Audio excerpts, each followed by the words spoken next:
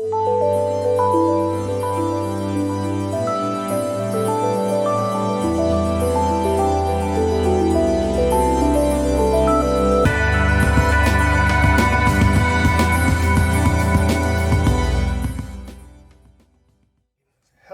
this time we have with us Jessica, and I've looked up your dot files on GitHub and was impressed. Thank you very much. Yes, that's been a fun project that's still growing all the time, constantly adding stuff to it. But so you're like a fan of automation and things that... Yes, I'm a fan of automation, things that make any kind of process simpler. So my dot files really kind of revolve around that. There's over 17 different open source projects that really kind of make that up. I have a Bootstrap file that'll actually install it in a wide variety of different environments. It works even on WSL, both 1 and 2. So you can use it even on Windows within the Windows subsystem for Linux. You can use it on Mac OS, you can use it on Linux. And the Bootstrap file actually will self-identify whether or not you are running a Mac or Linux, and it will set everything up accordingly. But the whole reason I designed that was, again, with kind of automation and process in mind, and really kind of simplifying a workflow from both an operations engineer or development perspective. Even the latest change actually I did was from a speaker perspective. Because one of the things that I do a lot is I love showing real-world demos and code. So I use VS Code, but it's really hard for every member of the audience to see something in a dark background. And a lot of times people always have dark mode. I'm one of those people that loves coding in dark mode. But there's no easy way to really switch between profiles. So I wrote 2 different functions called Code Light and Code Dark that will automatically back up any preferences, any changes I make and update, and it'll switch me back and forth between environments so I can code in my own time and then present in a light mode on stage. And that way I can make sure I include everyone in the audience. So automation, things like that, things that you would manually have to type 10 commands. Now I just write 1 function. Really great. Yeah, that was a fun one. Yeah, I like also have my Git aliases, but not nearly as much as your aliases. So I like automation, but to some degree, and there's a couple of issues for me with that. And we had today another speaker, Sebastian Daschner, who is also a fan of automation, and I asked him about those issues, and I'd like to compare your answers. So okay. I'll ask you the same. My first issue is that the more automation and shell scripts and things like that I do on my machine, the more it hurts the moment I need to sit on someone else's machine. So you already mentioned that it's kind of portable even between different operating systems, but still, is it an issue for you? It hasn't been. So it depends on how I bootstrap a certain part of it, and you actually just gave me an idea that I can improve it even more. If I run the normal install, it's actually going to need to install a whole bunch of different tools, right? The 17 different tools that I mentioned. But it depends on what I would actually need on that other system. If it's a system that I own, then I'm going to run the install script and install everything I would need with all of my dependencies. But if it's just a system where I really want a comfortable CLI, a comfortable interface, I use Power Level 9K. There's a later update that's called Power Level 10K, but it gives me a really nice, 10K makes it a little bit faster, but it gives me a really nice visual interface. I have on the right-hand side the name of the Kubernetes context I'm working against, along with my namespace. I have TMUX stuff in the bottom. There's a lot of really comfortable visualization that I prefer, but I might not need any of the additional dependency tools. I just want to be on a different tool or different environment to quickly get started. So in that instance, one of the things that you just helped me or inspired me to create is another install option where you could just install the interface without needing the dependencies. Right now, the way that my install works, if I have to port it across environments, is I can install it up with my dot files and my tools, or I give you as the end user, because my dot files are open source, and actually I've had people stop me in the halls and says, I use your dot files. That's always awesome. And I actually started borrowing mine from somebody else as well, and we've all evolved. It evolved over time. It's a big community. But I give you as the end user the option to start fresh with your own dot files, and you can kind of build off of what I have and write things that also would make it portable and changeable. So I don't find it hard necessarily. To me, the biggest bottleneck right now would be the time that it would take to install everything. But other than that, I could get up and running on another system within 30 minutes. And that part of that, a lot of that would be waiting for the tools to download and install. If it's just the command line or just my ZSH file, that's my preferred terminal, I have additional plugins like auto suggestions, where it'll actually give me a suggestion based on my history that I have. And I choose to keep my history as part of my profile. Some people turn that off. But I have all of that I can reference. If it were just the dot files, I could restore those with symlinks in a matter of seconds. So I think that's one of the things that, because the more, again, shell scripts you have or command files or things you depend on, the more I think there's an importance for automation, being able to replicate that in a quick and efficient manner. And it's probably also my DevOps background showing. And the second issue I have is that the point of automation is like to save time, but when I get into that too much, I feel like eventually if I won't stop at the right moment, I'll find myself writing an operating system, and that's kind of the opposite of saving time. Yep. So do you feel like going down the rabbit hole? Sometimes. I've actually blogged about that, because there's actually a blog post where I talk about going down the rabbit hole, and I wrote a function to toggle my clock on and off. Because I realize that I work in a very unique area. Not only am I an engineer, but I demo live or I demo on camera. And a lot of times the common request from a media perspective is, I don't want to see your time or date. I don't want to have to go in and click time and turn it on and then turn it off. And to me, that was an extra set of steps that I didn't want to have to do. So I went down a very long rabbit hole that wrote a function to handle that for me. But you're right, there does come a point of, okay, that took me so long to figure out, because it's not an easy answer in Mac OS, that if I kept going down it to make it also the same for Linux or Windows, I would never stop. So there's certain parts where you do have to say, okay, what's the value I'm getting out of this? How much time am I saving if I'm spending 48 hours writing it and it's taking me an extra 3 seconds every time? So, but then there's also the curiosity, because all of us were engineers, right? It's like, but I started writing, I can't stop. So how you manage to stop yourself? Sometimes I don't. Sometimes I'm coding until 3 a.m. Other times I'll look for other people's code. I think one of the best things, a lot of my background is also open source, is we are better engineers when we work together. So I know a lot of people sometimes like starting and writing things from scratch and figuring out their own answers.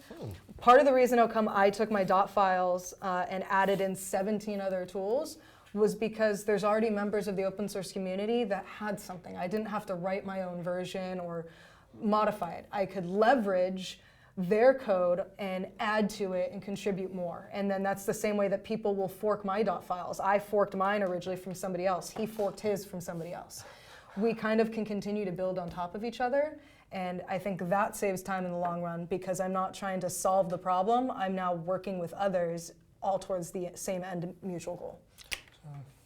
Is there like a community of people who watch each other's dot files? There is actually, and there's Reddit threads about it too, and there's videos online. I've actually been, somebody sent it to me, but I guess I was mentioned in a Reddit thread for the person who works at Microsoft, writes Linux and Mac dot files, talks about Linux, has Apple certifications, but was a Windows MVP. Like, everything they put in this Reddit thread was, we don't understand. But I've just always been somebody that I like working with other engineers, and I don't care what your engineer platform is, so I hang out in the dot files community. I've done the same thing with PowerShell before PowerShell Core came out, so it was only Windows. In fact, it's funny when I have to go back and write PowerShell scripts. I'm like, this is so much different than shell scripting, but I just like hanging out with other communities, so dot files is definitely one of them. And it's fun, you can check it out on Reddit. Right. Well, let me find out my laptop. Yeah, and it's also interesting that you love Linux and work at Microsoft, and there is no contradiction in that. Correct. But I think that people often get surprised. Yeah, well, because it wasn't always that way. Yeah. And I've actually been around Microsoft for over 10 years now. I started out as a vendor. And when I started working at Microsoft, it was a very different era. We had different leadership at the time. And the very first time I was ever on campus, I had an iPhone and I had my Mac. And somebody actually stopped me. They're like, "You're not one of those people with a Mac or an iPhone, are you?" I'm like trying to hide my backpack and my computer. I'm like, "Somebody give me a Windows phone. Stat, go to a museum, get it." I don't want to be the odd one out.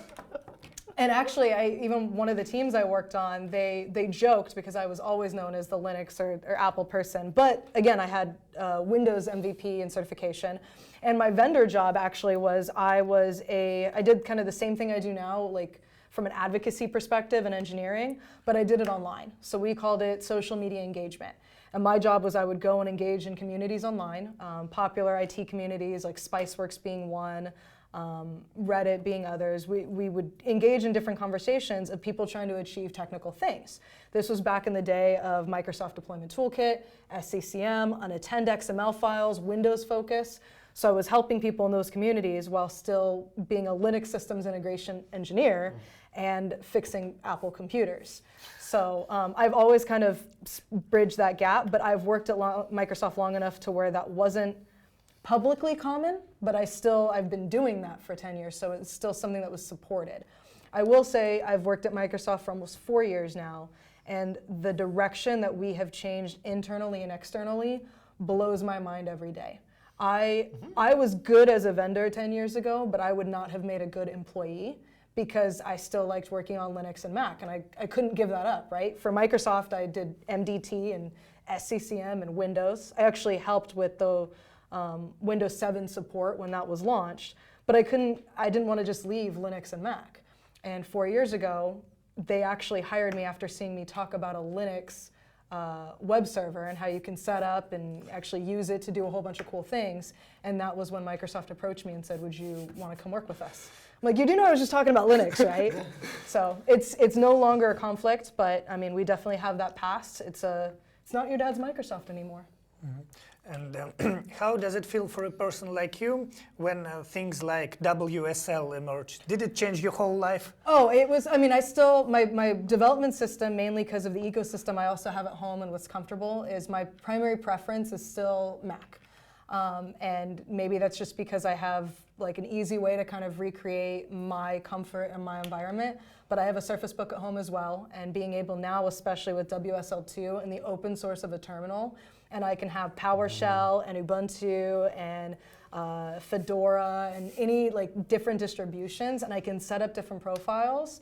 I've worked with the WSL team since it first came out. In fact, another one of my coworkers, Scott Hanselman, who I think is pretty well known, he joked that he load tested my blog by retweeting one of my blog posts 2 or 3 years ago when the Fall Creators Edition of Windows 10 came out with the WSL update. And the reason why the joke is that we load tested it is he drove so many people to it that my blog actually fell over and I had to bring it back up.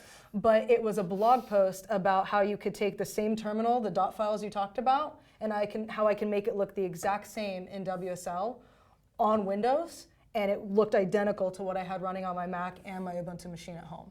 And it blew people's minds, and it still blew mine. I didn't have to make any changes. The code that I use on Ubuntu for that WSL distribution is the exact same code that I use in my terminal in WSL. There is no difference. In fact, I only have 2 branches for that code, and it's called, I call it WSL, but it works still on Linux, on any version of Debian, and macOS. That's it. And so it makes me so passionate just to see the direction that we're going in. It's really bringing developers of all backgrounds together. Okay, yeah. Well, it's blowing my mind. Mike, do you have any questions? Well, I just trying to think when we'll have full-blown ZHS on Windows. Well, so I believe, I know macOS actually just switched in Catalina in 10.15. Their default terminal now actually switched from Bash to ZSH.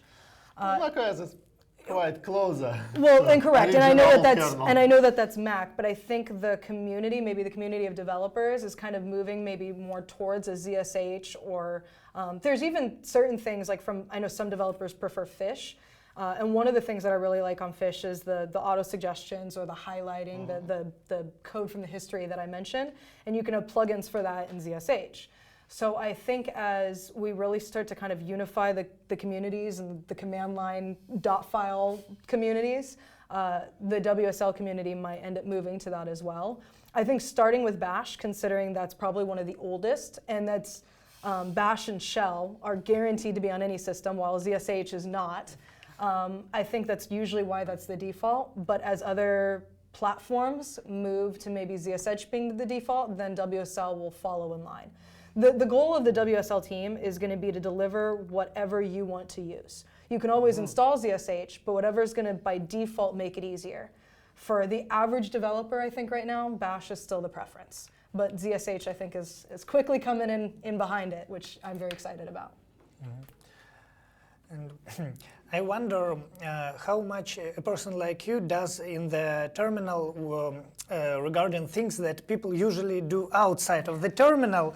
Because, no, for instance, I usually, when I need to do a web search, I usually do it in the browser, but I also have installed the DDGR, which makes me search DuckDuckGo from the command line, and sometimes I use that, but rarely. And I feel that a person like you might do that very often.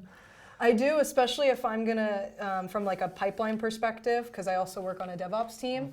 One of the things I do is I script automation and I script tasks.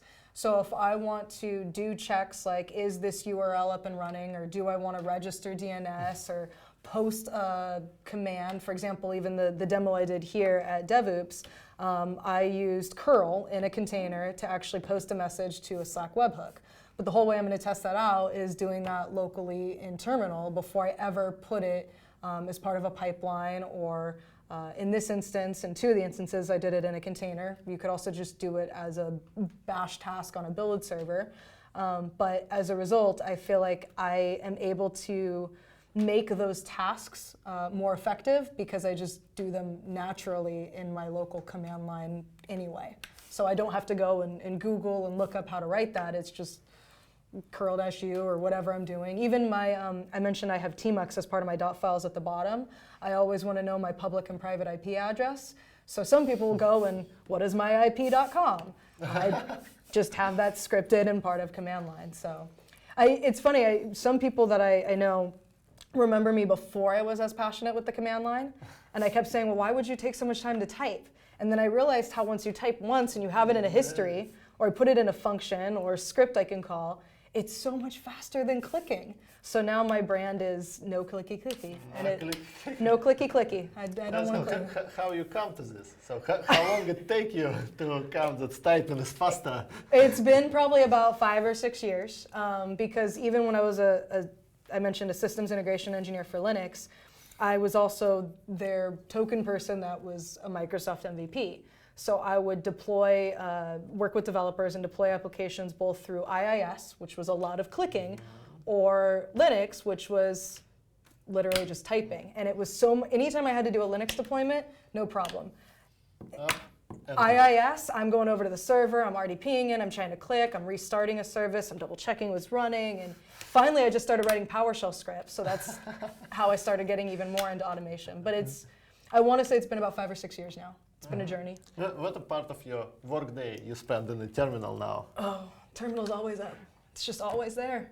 I would say at least 50%, probably more.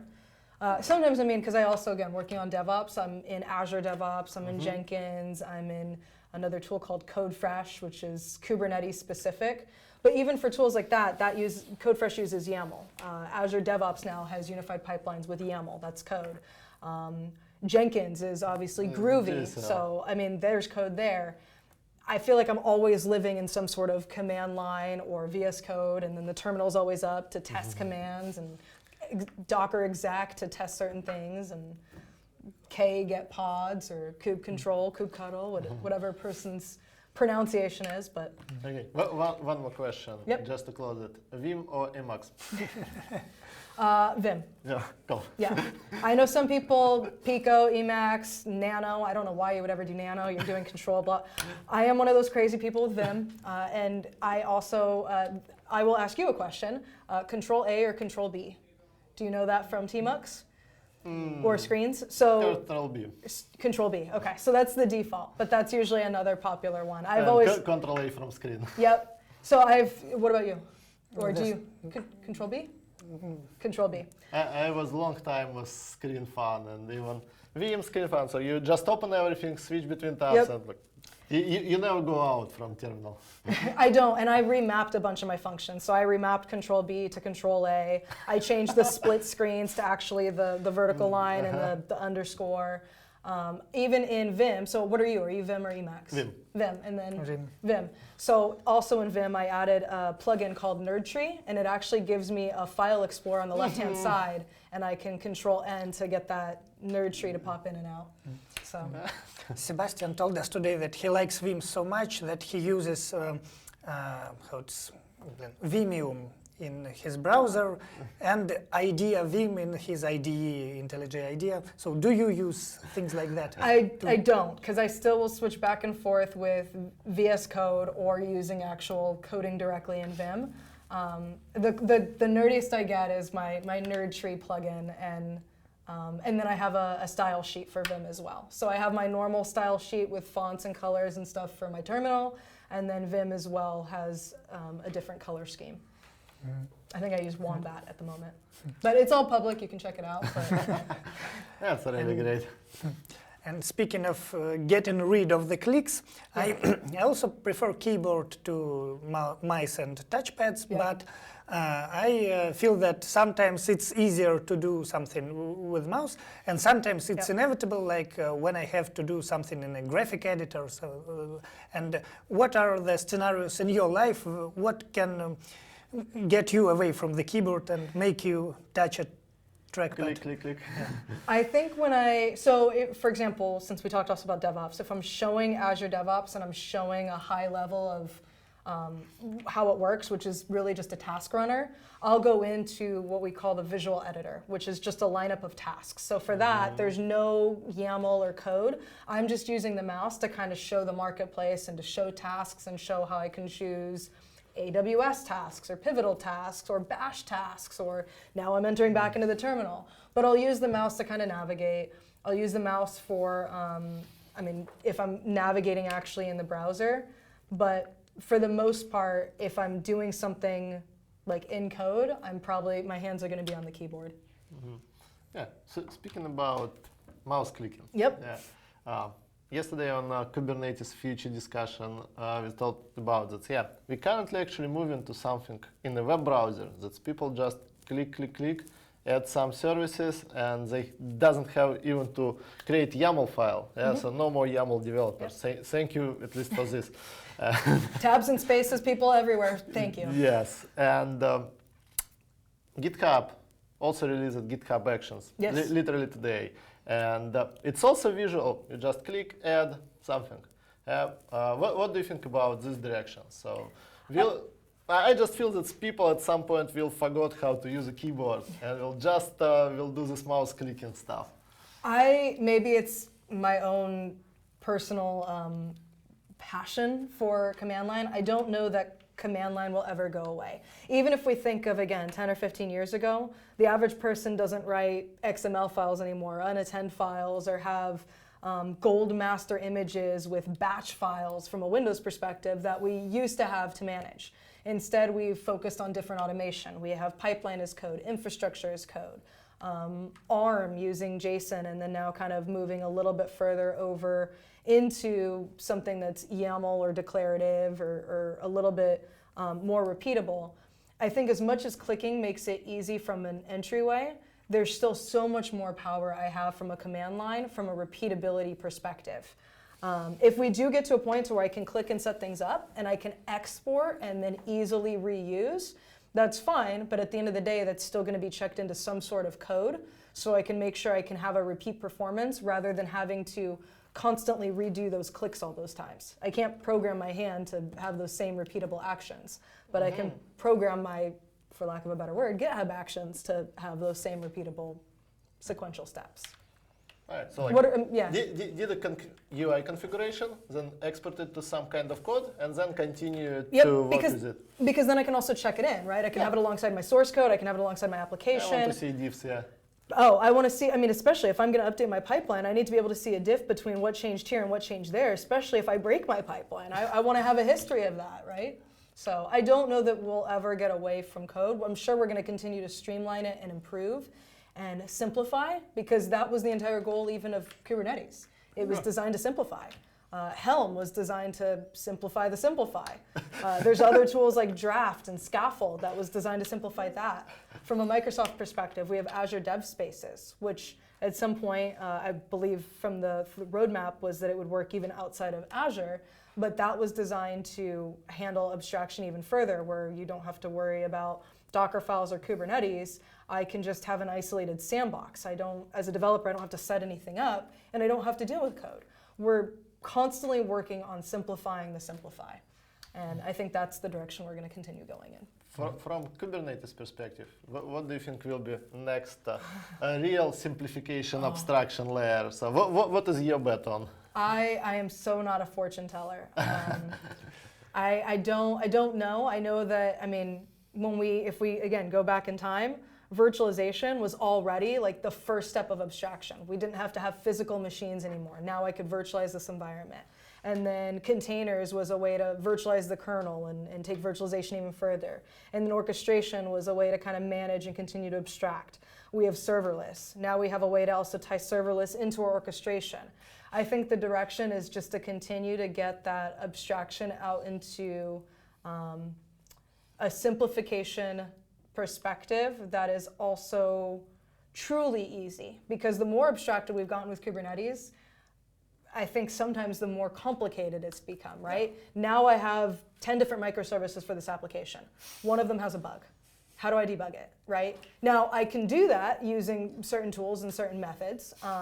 However, I think if we can make that more accessible, that's going to be the next direction we need to go. We need to make sure that for as much as we're abstracting, that we fully understand why and why we shouldn't. Not everything needs to be taken down to such a granular level, right? And not everything needs to run in Kubernetes. I love on how in the past year, everything's like Kubernetes everything. Thank you. Why? Like you have to know, and actually I think Kelsey Hightower tweeted this the other day. I think that the best part of understanding containers and the future direction it's going is not understanding how to use these things. It's understanding when you shouldn't. And I think that's the next direction we need to go in is... Just stop using Lambda, stop using containers, stop using VMs sometimes. I'm not saying to stop, I'm saying to understand when you should and when you shouldn't. And everyone thinks you should because it's the hottest topic. But I would challenge you to actually ensure that that's what you need. And I think once people can understand that you don't have to do that, then we can figure out the next step. Because another coworker of mine who's big in the Go community, Eric St. Martin, he's famous for saying, Kubernetes isn't the thing. It's the thing that's going to get us to the thing. And then that thing is going to be the thing that gets us to the next thing. There's always going to be continued direction. But we only understand how we get there if we understand why we need it and why we don't. Okay, I have to interrupt because the time for the interview is over, so I'll have to stop us now, but we can go off camera afterwards for as long as we like. So thank you for your answers. Thank you. Thank you so much. Thank you.